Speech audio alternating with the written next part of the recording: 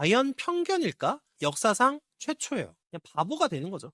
제가 이거 보고 되게 놀랐는데 스위스에서 자, 스위스 한 돌봄 서비스 업체가 있었대요. 근데 이제 여기서 채용 공고를 올렸는데 월금 병가마인드 사절이라는 문구를 포함하면서 이제 Z세대를 사절하겠다는 명시를 했다.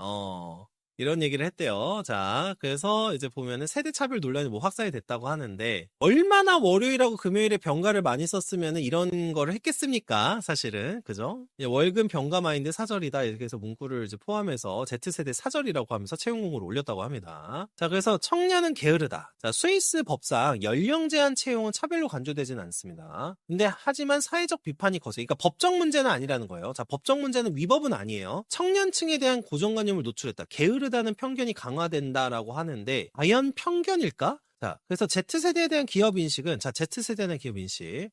초과 근무를 원하지 않는다. 워라밸만 중시한다. 책임감이 부족하다. 사실 한국도 마찬가지예요. 이건 이제 스위스의 문제도 아니에요. 자, 고정관념입니다. 세대 연구자 프랑스와 회플링거라는 분은요. 젊은 세대 비판은 오래된 전통이다 이렇게 얘기를 했다고 합니다. 그래서 소크라테스 시대부터 항상 반복된 담론이었고요. 세대 내부 차이가 세대 간 차이보다 더 크다라고 얘기를 했다고 해요. 자, 그래서 한번 비교를 한 게 있대요. 자, 실제 병가 통계. 자, 연령대 평균 병가일 수는 55에서 64세가 10.61, 25에서 24세가 9.51, 25에서 34세가 8.21이라고 합니다. 별 차이가 안 나네라고 생각할 수 있는데, 근데 우리가 지금 생각해봐야 될 거는 저기 55에서 64세면은 사실 좀 많이 아프실 때잖아요. 사실 여기는 병이 나는 게 정상이에요. 정상이어가지고 좀 단순 비교는 좀 어려울 것 같긴 해요. 자, 그 다음에 독일에서도 논쟁인데 정치권에서는 더 많이 일해야 된다. 지금 한국하고는 반대입니다. 지금 메르스 총리가 부모 세대는 불평하지 않았다. 워라밸 주사일 근무 비판하고요. 집권 여당이 이제 라이프스타일 파트타임 규제를 검토하고 있다. 이렇게 얘기를 해요. 자, 전문가 의견은요. 경제 전문가 위원회 모니카 슈니처 위원장 이렇게 얘기를 한대요. Z세대는 이전 세대보다 더 많이 일한다. 저성장 책임을 청년에게 전가하는 구조를 비판했다. 그러면서 학업 플러스 노동 병행은 선택이 아닌 필수다. 이렇게 얘기를 했다고 합니다.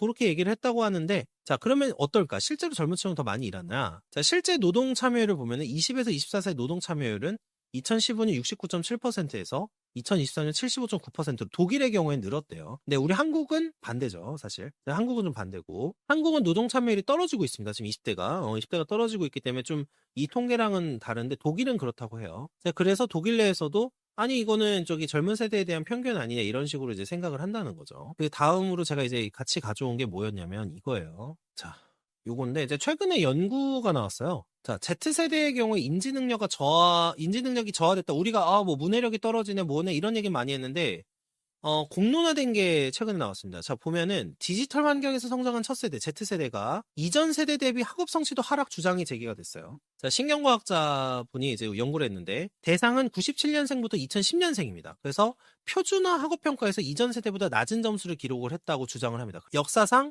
최초예요. 세대 간 인지 역량 상승 흐름이 처음으로 꺾였다. 그러니까 진짜로 꺾였다는 거예요. 정말로 역량이 떨어진 게 표준화 점수에서도 나타난다. 자, 낮아진 인지지표. Z세대가 이전 세대보다 낮은 성과를 보인 영역이 다 뭐냐면 주의력, 기억력, 문해력, 수리력, 실행기능, 전반적 지능 다 떨어졌어요. 사실 이거 다 뭐에 관련 있죠? 일이죠. 주의력, 기억력, 문해력, 수리력, 실행기능, 전반적 지능 일과 관련돼 있습니다. 그리고 하나 또 있죠. 사회적 지능과 연관돼 있어요.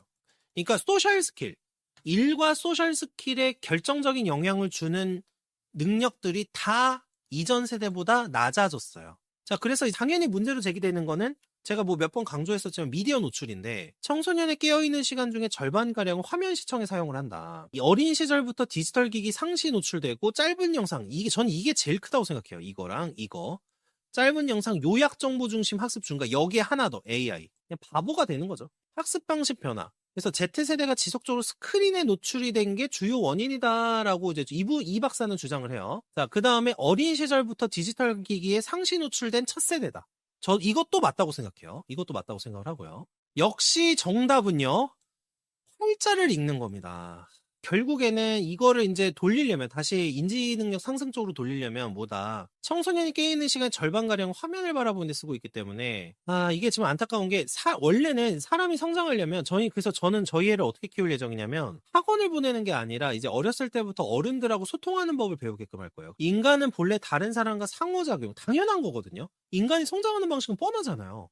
다른 사람과 상호작용하는 거랑, 깊이 있는 학습을 통해서 배우도록 설계돼 있어요. 그래서 활자나 이런 걸 통해서 공부하는 게 제일 그 두뇌 활동을 활발하게 하고 제일 깊이 있는 학습을 할 수 있게끔 한다고 이미 많이 알려져 있고, 요약 정보와 짧은 영상 위주의 학습은 이를 절대로 대체할 수 없다. 그래서 학생들의 교실 내 스크린 사용 시간을 줄이고 다시 책을 펼쳐 깊이 읽고 공부하는 환경으로 돌아갈 필요가 있다. 요런 얘기를 이제 합니다. 자, 그래서 이제 요런 식으로 있다. 자, 장기 데이터 분석 결과를 보면요. 1800년대 후반 이후부터 세대별 인지 발달을 추적을 했는데, 이전 세대는 항상 부모 세대보다 항상 더 높은 성과였는데, 지금 Z세대가 처음으로 상승 흐름이 중단됐다고 아까 말씀을 드렸죠. 국제 비교 데이터를 보면 80개국 학업 성취를 보면은 학교 현장 디지털 기술 도입 확대 이후에 학업 성과 하락 경향이 80개국에서 보인다는 거예요. 결국에 해결 방향.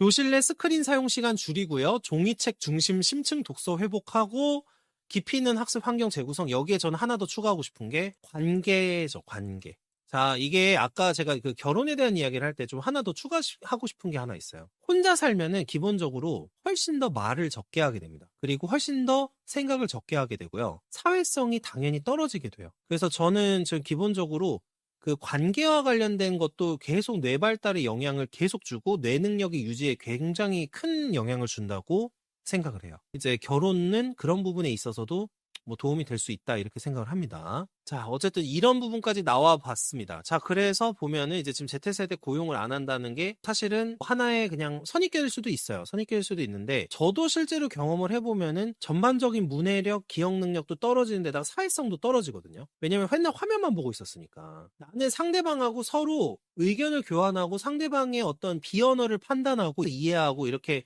서로 이해하는 능력이 좋아져야지 뇌가 발달을 하는데, 이제 사실 그게 지금 안 되고 있는 거죠. 그래서 이제 Z세대 얘기는 요 정도로 해서 이제 하고,